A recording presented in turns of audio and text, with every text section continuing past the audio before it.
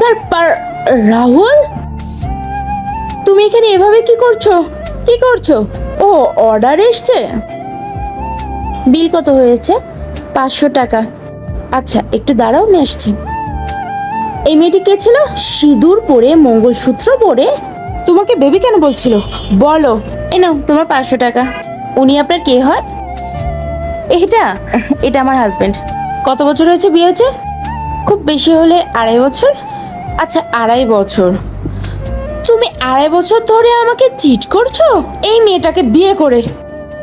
মানে বিয়ে করে কি? ও আমার হাজবেন্ড আর আমি ওর ওয়াইফ। আপনি কি বলুন তো?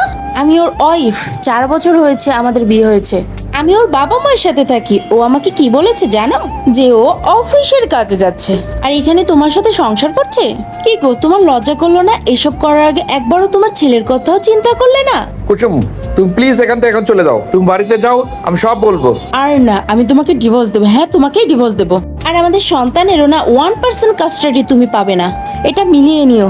তুমি ওর সাথেই থাকো। এই অসহায় মেয়েটির জন্য লাইক এবং সাবস্ক্রাইব করে যাবেন।